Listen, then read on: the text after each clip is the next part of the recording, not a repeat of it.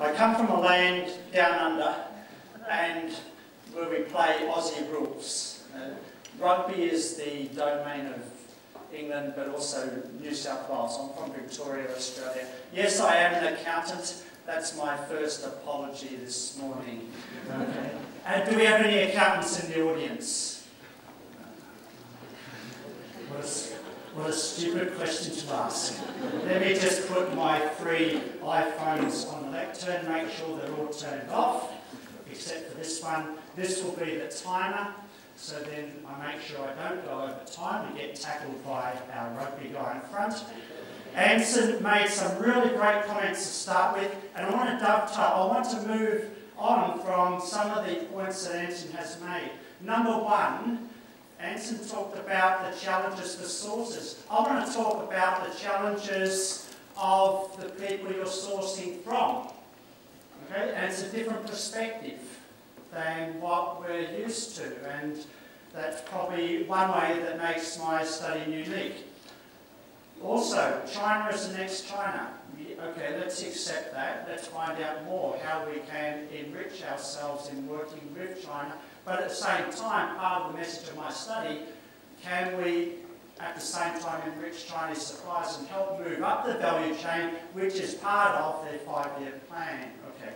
So before I start to sound like a party secretary from across the border, moving up the value chain is very, very important to China. My study focused on the electronics industry. I know not all of you are sourcing from that area, but I do have some examples from a wide variety of industries from the suppliers that I have interviewed over time. I have not personally done all the interviews myself, but let's just kick into some of the details. If any of you want the interview instrument, I have some hard copies in front of me on the desk here. You're most welcome to get a copy. I can email you a copy. You're most welcome to copy it, paste it, distribute it. I really don't have any worry about the IP, because a lot of the effort is actually going out and selling the project and getting interviewees to agree to sit down with you, all my interviewers, for 1 hour, for 1.25 hours. It's different from a consulting survey on the internet or something that's filled out in another medium. So I'm really proud of the fact that we're trying to get some more reliable data through this medium. It's a lot of effort, and let's save some room for questions as we go through this. I want to acknowledge, in my background, yes, I'm an accountant. I've come to Hong Kong in 1996, or at City University of Hong Kong for 10 years, and Hong Kong U for the last 6 years. The new landscape, I want to briefly talk about that, and also talk about what some of the large successful buyers are doing. In prior presentations, some in the audience have heard me talk more about the latter, that is, how large successful buyers are managing their suppliers in China. In this presentation, I'll focus a little bit more on what are the Chinese suppliers, how do they feel, what is their number 1 challenge? So, where do I start with this project? Most projects is some of the pilot study, and it started with visiting and do a face-to-face interviews. This is not the 1,000, okay? This is pilot work. Back in 2010, we did interviews in all of these industries. You've got toys, electronics, textiles, and it's just finding out what are the key challenges, what's going on in China, and we're really from the point of view of how do foreign companies, whether they're competing in China or they're sourcing from China, what pressures are they putting on China's suppliers? What pressures are they putting on? And I did some more interviews, and interviews are great. Then after that I thought, let's go and talk to some real buyers, and I was very fortunate to get access to a lot of these companies some of you know about, and I guess I have personal interest in the electronics industry, so I just focused on that. These are interviews not part of the 1,000, this is still part of the pilot work, in understanding how do these large buyers structure, manage, or how they select, manage and monitor Chinese suppliers. How do they do that? What measures do they use? What negotiation tactics do they use? Okay? And there's a lot of things that can be learned from that. In that, I developed the instrument and then went to China suppliers and asked every one of the 750, second last question, what is your number one challenge? The last question is, how are you managing that challenge? That's after 100 questions before that. And right at the beginning of the questionnaire, we focus them. Let's just focus this interview on your largest customer. So more about that as we go through. We understand, and many of you understand that we as sources, or even if we've got factories in China, we're putting pressures on suppliers, whether it's first tier, second tier, third tier. You all know the list of suppliers that Apple released back in February, 150 suppliers. That doesn't include the second and third tier suppliers, and there's hundreds of them. Okay? And in some way, shape or form, Apple was managing them, may not be directly. Okay?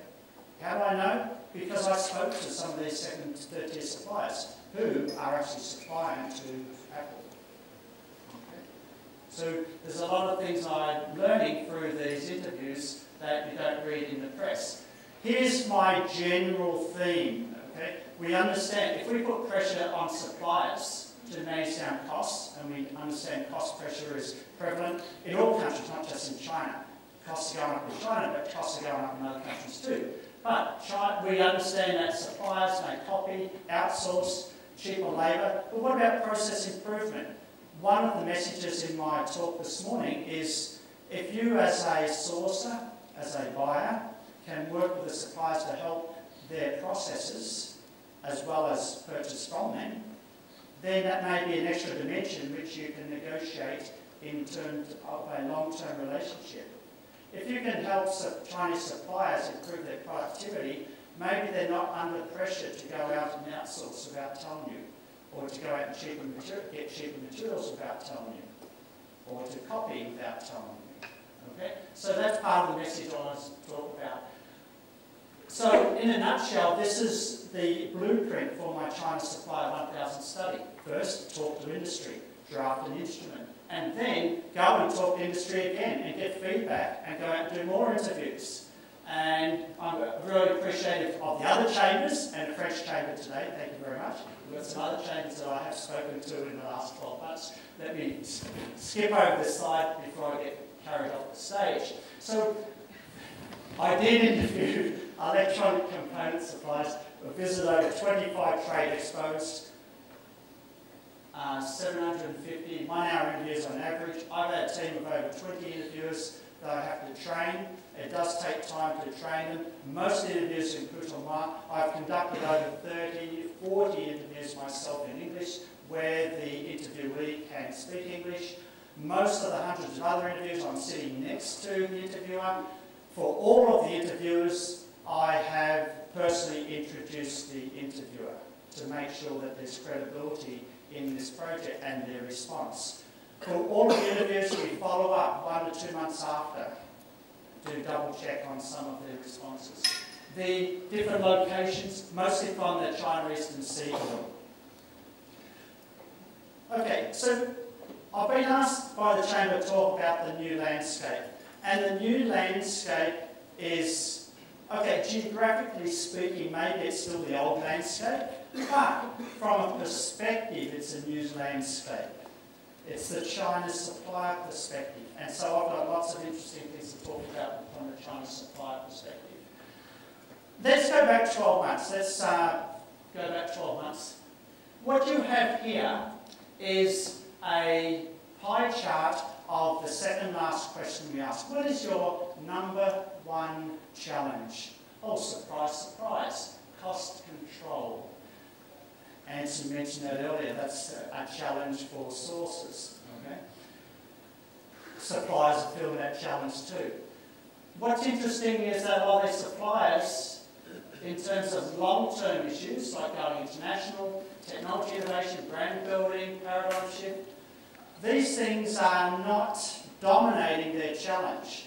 And for them to move up the value chain, maybe they have to become more prominent in the strategy of the suppliers. And this is where you as sources or as buyers can use that in your negotiations.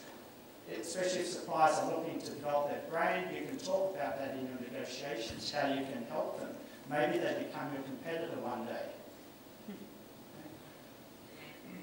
That's one way. The other way is you keep on pushing them down and they keep on doing whatever they want to do and not telling you what they're doing. Okay? That's the two extremes, and then you've got the grey area in between. Many of you have witnessed that spectrum. Let's fast forward 12 months, shall we? We're up to 644. Cost control still dominates. Look at this, competition.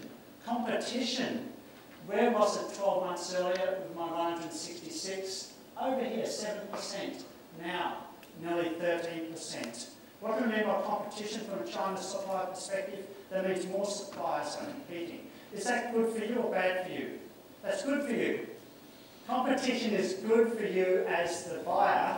Number one, you have more transparency, you have more options. Competition is your friend, you know that, but competition isn't the friend of the party you're working with. Okay, so ultimately we want a win-win relationship. So how do we understand this? Let me give you a quick example. Touchscreen manufacturer. We go to the Trade Expo in November. They're making the, I've got my iPhone here. Let me just get the original. I want to show copies in this. Okay, so we've got the little touchscreen filament that goes behind the Gorilla Glass to register your little touch and things like that. How many of you got an iPhone? Okay, this is not an advert for Apple, but make sure you turn it off. It's very good here to switch on the side. Okay, so they're making these touch screens. They're making $30,000 a month for a major smartphone manufacturer in China. This is in November. Oh, when did you start this relationship? Well, over 2 years ago. Oh, when did you start manufacturing? Oh, we only started in August. And what were you doing before August? We're making car seat mats. Car seat mats. This is the mentality of some suppliers you're dealing with in China. There was another supplier that their major customer inquired, oh, can you make set-top boxes? What's the answer? Yes, we can. But they didn't have any machinery or know-how how to make it. They'll go out and find a way to make it, but they won't necessarily tell you. Okay? So China suppliers are enormously opportunistic, and you can use that to your advantage if you can help them. If you help them, maybe they don't have to jump around at the next opportunity if they can move up the value chain in what they're currently doing. HR, productivity and labour, interesting, you all know this. All right, what was it 12 months earlier? Way over here somewhere, okay, less than 5%, and now it's become 9%. Okay, let's move on. Okay, before I confuse you, dazzle you with all the graphs. That pie chart is the number one challenge facing the interviewee, okay? And most of these interviewees are general managers or sales managers. It's the number one challenge. And generally, it's the firm that we're asking the number one challenge about. The question following that is, okay, we get it, cost is your number one challenge. How are you managing that cost? How are you managing?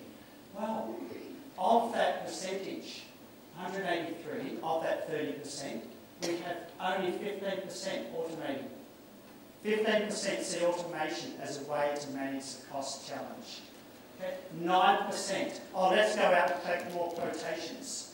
So let's just go and do what you do as buyers when you're facing that challenge. Go and get more supplier quotations, right? You create that competition. What are the suppliers doing? They're trying to do the same. Okay? Increased product price, and also what you don't see here, I did not put too much on the one slide, is develop stronger relationships with their suppliers, not necessarily with the customer. Okay? So be aware of that as a sourcer. Be aware that we understand that you are facing different challenges, and that may be part of your negotiations. Let's have a look at the 120 that nominated competition as the number one supplier, as competition as the number one challenge. How are they managing that? 13%. 13% investing more in R&D, 10% production efficiency, and we've got, in terms of the decreasing product price or increasing sales. So you've got 25% working with R&D and improving production efficiency. Some of these Chinese suppliers are getting it. Competition, in other words, is good for some of these Chinese suppliers. It's good for you, it's good for them, but it's forcing them to face the reality, to understand that. What about those facing the HR and productivity challenge? Some of you in HR and productivity, we all know the talent management scarcity in China. I know because I ran a talent management workshop for a major US company last June, just across the border, where the 30 HR managers come together and wanted me to help develop their employee value proposition and the strategic alignment for China. And one of the HR managers had to go out during my session. I said, what happened? He said, I had to take a quick call. We have advertised for a mid-level engineer within our company. We had 2,000 applicants. We had shortlisted 5. I spoke to one of those 5. And we have given them a lifetime opportunity to travel across to our head office back in the US, do training for 6 months, extra salary, everything. And the response to this shortlisted applicant was, let me think about it.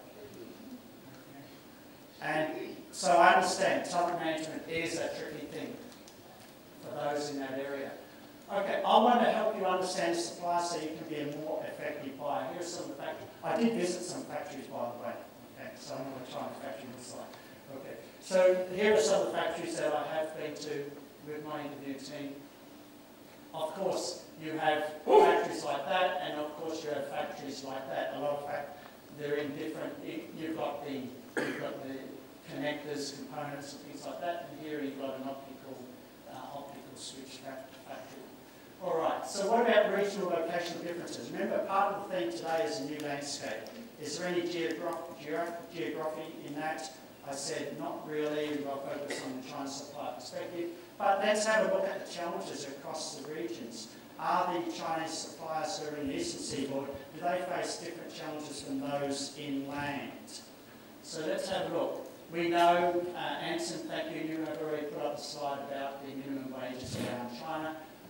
Most of you are aware of that. Most of you are also aware, and thank you to Asia Inspection, which actually did present this over 12 months ago. But this is just average acceptable quality limits that have been found in some of their inspections over time. And it's across different industries, so it may not represent a particular industry. But it's really interesting to see that the quality is much lower inland. Many of you know that. There's some data here to possibly support that notion. Okay? Now, quality inland is not a problem with respect if you know that quality is there. It is a problem with the uncertainty in logistics, because you think you're going to fill a container load and you realise that, well, we're only going to fill half because the other half were rejects. It's going to take another 2 weeks to fill the container, and then that slows down the whole logistics chain. Okay? So it's not necessarily the cost of quality. It's not the extra ground transport required to go inland. It may be the uncertainty caused by the inconsistency in getting a certain quality level, even when we know that there's a certain level. Factories are adapting and moving inland. We all understand that. Okay, let's get back to my China suppliers. What about my 644? It is correct, I'm up to 750, but my data team can't keep up with how many interviews I'm doing, okay? So I just came back from Shanghai a week ago, we did 20, and the week before that we did 80 interviews in the Hong Kong Expos and Shenzhen Expos. So out of the 644, we understand competition great. What about the suppliers that are on the eastern seaboard? Do they face different challenges from those that are inside China? Well, of course, most of them are coming from the east, and yes, competition is much higher. Again, that's your friend. That's your friend. So when you go inland, is your friend still there? No, competition is not a real challenge. So that's great. Yeah, let's go inland, but now competition is no longer your friend. Okay, so maybe the uncertainty, right, in terms of information sharing, things like that, and your options for going to another supplier or having multiple suppliers is not as great. So when you're considering location of your sourcing, you need to factor that in too. It's not just the cost of logistics, it's not just the quality. Now your options in sourcing from multiple suppliers may be narrower. So think about that. Competition is your friend or enemy. Competition is your friend, but it's not a big challenge for these Chinese suppliers. HR productivity is still a challenge, so you can help suppliers improve their productivity. Okay, so what about some of the sample from each province? We understand from the Guangdong province, technology innovation is very important. Big challenge. Shenzhen, HR productivity, we understand that. Remember, Shenzhen has been the source of immigrant labour for the last decade and a half. And we know that is drying up to some degree as the Labour want the quality of life and to stay inland. We understand that because when I talk to people associated with Foxconn, they're having great problems with the factory inland because they don't want to do the second shift. They have a different culture. When you move inland, now you're dealing with people in their own culture. You can't create your own factory culture like you can back in Shenzhen, where you've got the immigrant labour and they don't have any. Their opportunity costs of working for you are much lower. Once you go back into their domain, the opportunity costs of the labour is much higher. So just be more cognizant and aware of these subtle differences. The same people, but different life quality opportunity sets when you go inland. Okay, let's have a look at Jiangsu province, HR and productivity. I guess Eastern Seaboard again, technology innovation for Zhejiang province. Okay, what about customer differences? Let's think about it. About half of my suppliers I interviewed have their number one customer as international customer. The other half has domestic as their number one customer, domestic customer. And so let's have a look at those that have a domestic customer. Interesting, HR productivity is quite large, 9%. Of course, cost control is still there. But what about those that have their largest customers being international? Wow, you have that contract pressure coming internationally still. But, and some of you know in different industries, once you start shipping international, it could, especially in the toy industry, could make up 1/3 of the total product cost. And a lot of manufacturers prefer to sell domestically because they don't have all that shipping cost. And they can sell for much cheaper on a large volume. So think about that in terms of the cost control pressures that come from international customers. What about component challenges?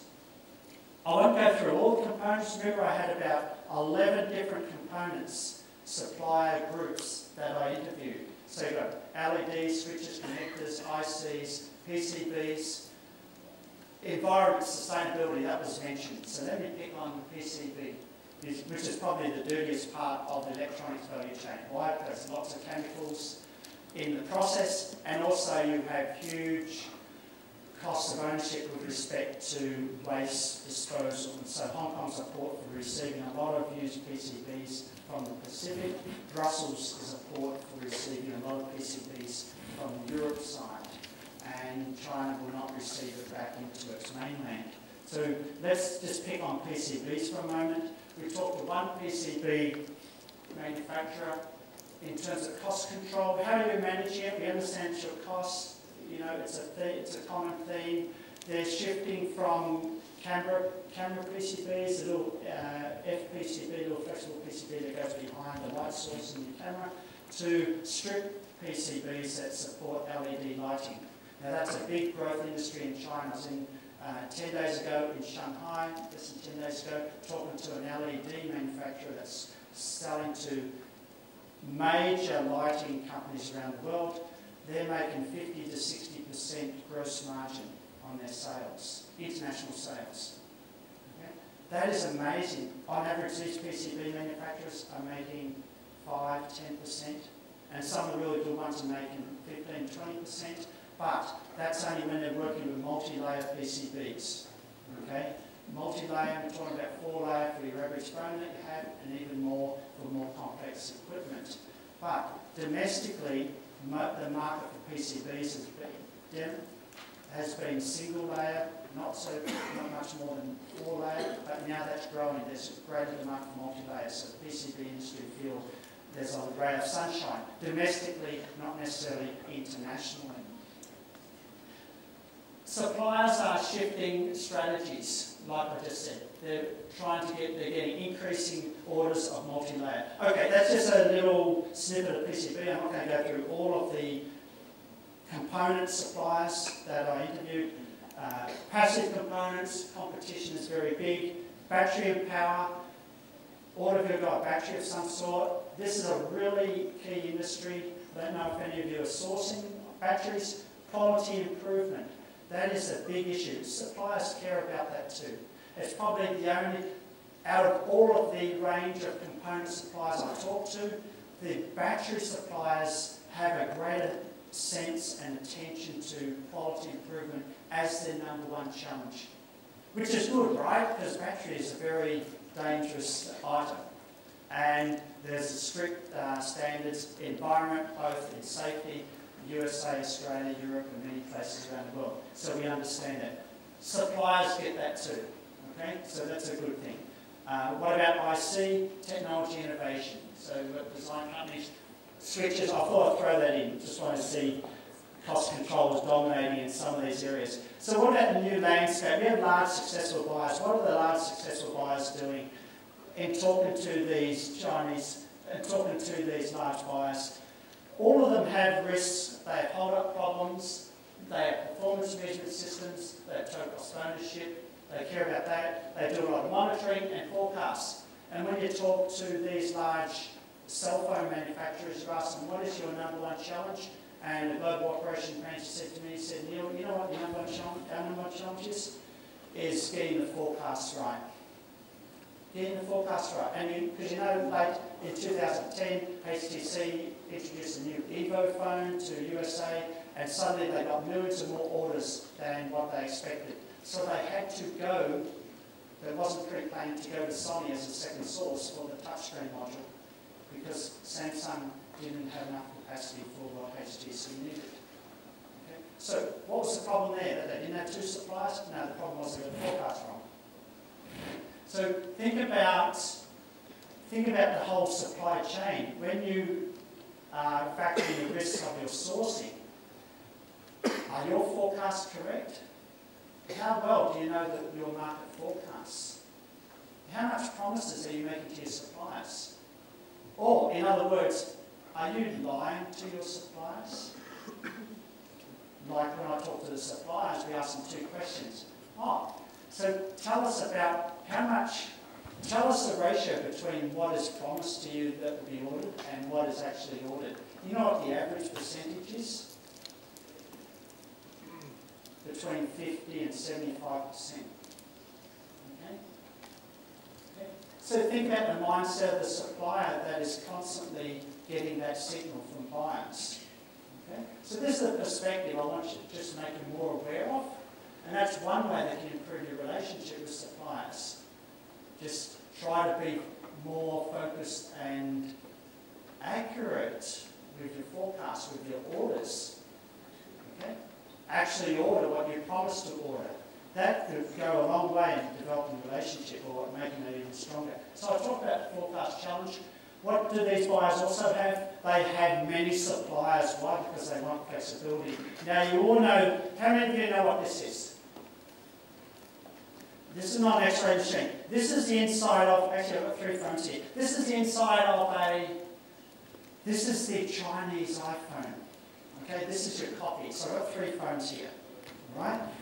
And the problem is, see, this is the real one here. Okay, the real one's keeping time. You're going to cut me off shortly. All right. So I've got 2 copies here. The problem is, this one's still working. This one stopped working because I keep on dropping it, and so now it no longer works. And one of the reasons why it probably doesn't work, you have a look at this later. $199 Hong Kong dollars. Okay, not advertising, but. Notice inside the copy, the LCD panel is directly soldered to the main board. Okay, you wouldn't see that as a consumer. You notice here, coming up with this data, it's different. Okay? But I understand under Australian laws, US laws, European laws, as long as you deceive the customer, then you're breaking the law anyway. But the touch and feel is totally different. It's not really a copy.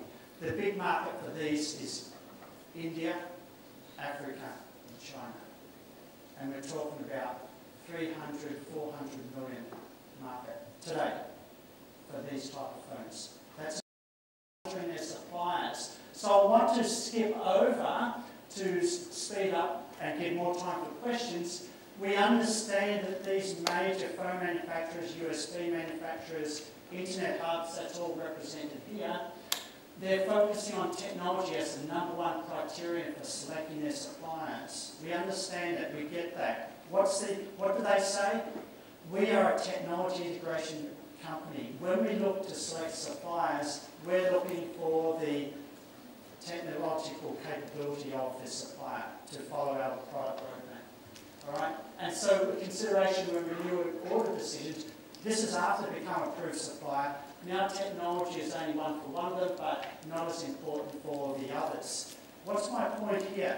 These Chinese suppliers, when we talk to them, especially in the electronics industry, they would do anything to get an approved supplier status with a big brand name manufacturer. They'll do anything. And I talked to one of these brand name manufacturers. Yes, we get a lot of suppliers knocking our door. They want to become approved. Then they want to go and tell all their other customers, get the money, do the IPO, and then invest in property. And we understand that is a strategy. And so you as a sourcer, you're trying to distinguish those suppliers from the real suppliers that really want to develop a key strategy in becoming a world class. And part of my project is to try and help unlock that black box, or just find that magic to help Chinese suppliers become world class. If you can help them become world class, then you can forge stronger relationships with them. And it's not just a matter of, oh, where's the next China? Okay? Because you go to other countries, you've got problems in every country around the world where you source. There are risks and uncertainties everywhere. So let me just finish with one last story. So you all know this is a case of a hard drive. Most of you have a hard drive now. Maybe that's an old model. It's pink, so I'm not sure what the situation is about that. Specialist purchasing managers. One of these manufacturers has a specialist purchasing manager, and in 20 minutes he was able to measure this up and work out, going back, reverse engineering on the board, reverse activity-based costing, work out how much the supplier had to spend on tooling to make this mould. And that gave the manufacturer power in the negotiations with the supplier. So, did this purchasing manager have an accounting degree? No. He had an engineering degree and also worked for 15 years in ASA. So he had a lot of industry experience. So I tell my students, do a double major, accounting and engineering. Okay. That will. Let me just finish there, and I think open the room for questions, and really happy to continue the discussion. There's plenty to talk about and plenty to share. I can go all day. Let me stop right there. Thank you. Get my phone. Thank you.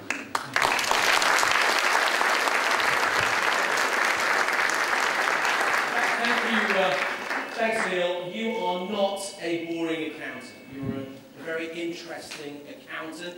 I've learned a number of things. I've learned that a number of you have been lying to your suppliers. But I've also learned that, obviously, competition is your friend.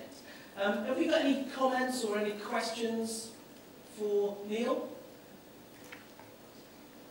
Any viewpoints? Christoph, you must have a... Do we have a microphone? Okay. Thank you. Christoph? Yeah, sorry. Yeah, You mentioned, and again, I'm trying to leverage on your deep knowledge of Chinese suppliers. You mentioned a lot about productivity, etc., as being one of their concerns, maybe growing concern. What I'm facing, at least, is when I go to them, and I'm in a labor-intensive industry, by the way, and when I talk to them about increasing their productivity, so it's kind of twofold situation. Whether they say, yeah, no problem, we go towards the north of China, so mainland, that's not exactly what I could work on productivity. Or the second answer is usually, yeah, we've done it. We've been improving our productivity, TPS system, etc. But at lean manufacturing, they love this word, but when you go to the facility, it's not at all what we understand being lean manufacturing. So here my question is, based on your experience with them, how can we engage them into really going in that route of improving their manufacturing productivity? Okay, that's a great question, and I think there's two parts to your question. One is when you go inland or go north or go to another location, you find that it's a greater challenge. And then how do you engage the supplier when you've actually changed location? Or even when you stay in southern China. Yes. This becomes more of what starts with your strategy. Are you in that location working with those suppliers for the long run? Or do you see that supplier as a portfolio to be managed and you'll cut as soon as you feel as though you don't get benefit from that supplier? Okay? So first of all, the strategy has to be there. I don't want to be cliche about that. But once that's in place, then you can think more about long term.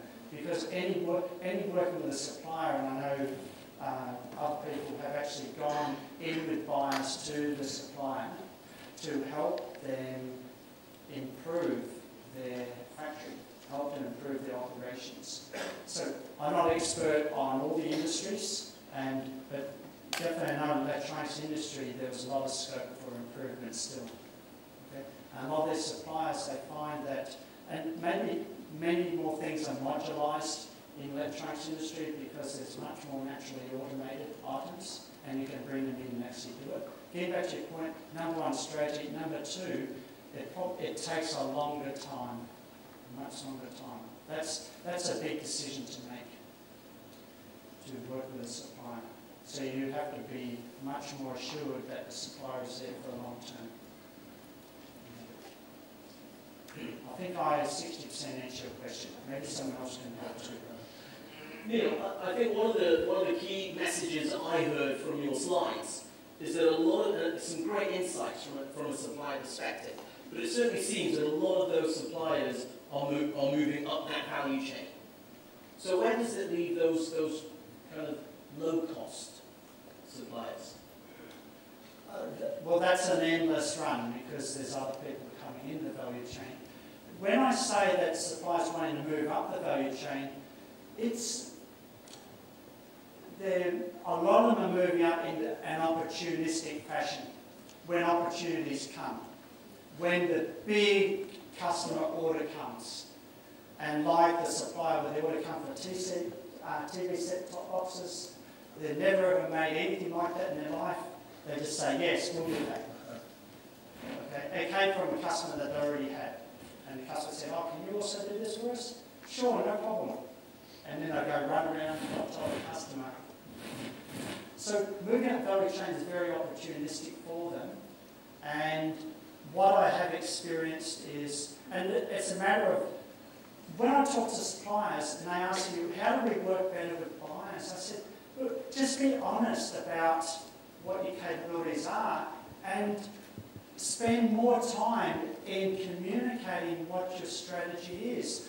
Oh, we don't have a specific strategy. Well, then work on that too. And I think the more you do that, then you can forge a strong relationship. Because I think you as buyers or sources, you want to work with suppliers that have a good strategy to stay in that one area and not just grab any opportunity in any area. Because we all understand that, just about every China company has some property in China.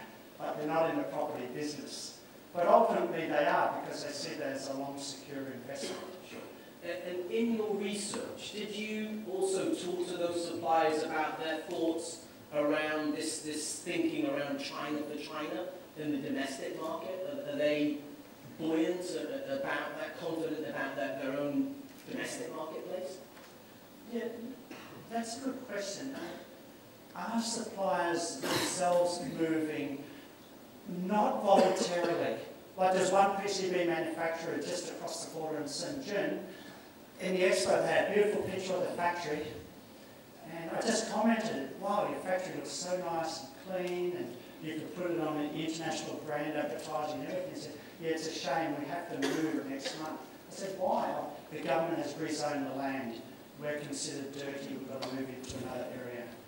Okay. So movement of the suppliers is sometimes dictated by the provincial governments in that case. So that's one example. Okay. I've got to wrap up right now. But, when are you going to finish those 1,000 supplier interviews? And I'm sure everybody in the audience wants to know, when is this very interesting report going to be launched? It'll never finish. Okay. But technically, my budget for finishing will be end of September, October this year. Okay, and when can we see the final report then? I haven't set aside time for doing it yet. Working on it. Now, there are reports already available on the website, Okay. so you can the website, download. www.chinasupplier1000.com, right? That's right. Okay. Ladies and gentlemen, please give a very warm round of applause.